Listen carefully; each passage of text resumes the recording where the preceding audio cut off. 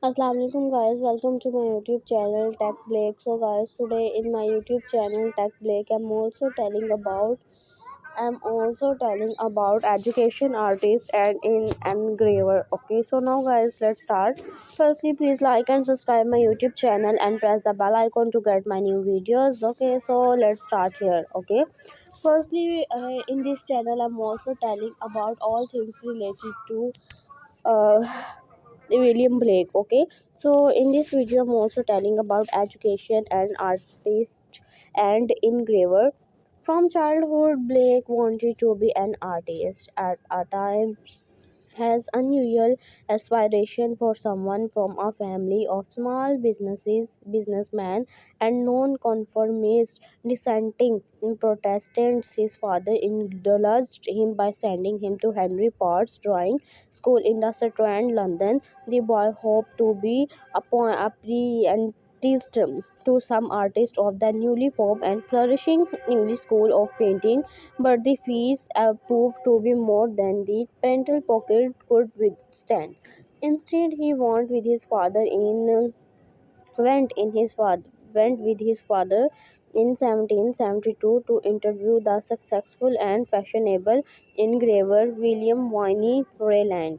Rayland fees perhaps 1,100 was both more attainable than that of fashionable painters and still, for the Blakes, very high. Furthermore, the boy interposed an unexpected objection. Father, I do not like the man's face. It looks as if he will live to be hanged. 11 years later, Ryland was indeed hanged for forgery, one of the last criminals to suffer on the infamous gallows known as Tyburn Tree. Okay, the young Blake was ultimately apprenticed for 50 genius to James Basir, a highly responsible and conservative line engraver who specialized in prints depicting architecture. For 7 years, Blake lived with Basir's family on Great Queen Street near Lincoln's Inn Fields, London. There he learned to polish the copper plates, to sharpen the gravers, to grind the ink, to reduce the images to the size of the copper, to prepare the plates for etching with acid, and eventually to push the sharp graver through the copper with the light fluttered through gauze so that the glare reflected from the brilliantly polished copper would not dazzle him. He became so proficient in all aspects of his craft that Basir trusted him to go by himself to Westminster Abbey to copy the marvelous medieval monuments. Therefore, one of the greatest illustrated English books of the last quarter of the 18th century, the antiquarian Richard Gog's speculative momentum in Great British.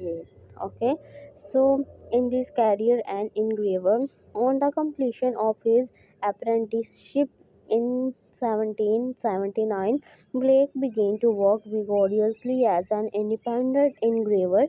His most frequent commissions were from the great librarian bookseller Joseph Johnson. At first, most of his work was copy engraving. After the death of other artists, such as the two fashion plates for the ladies' new and polite pocket memorandum book, he also engraved important plates for the Swiss writer John Casper Levaters. Okay, essays on physiognomy for the first physician Erasmus Darwin Botanic Garden, and for his friend John Gabriel Stedman, violent and eccentric narrative of a 5 years expedition against the revolted Negroes of Suriname, which included illustrations titled "A Negro Hung Alive by the Ribs to a Close" and "Flagellation of a Female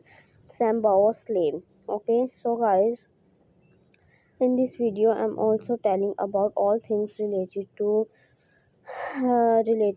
introduction okay, to education and artist and engraver. I hope you also like this video. Inshallah we will meet again. Allah Hafiz.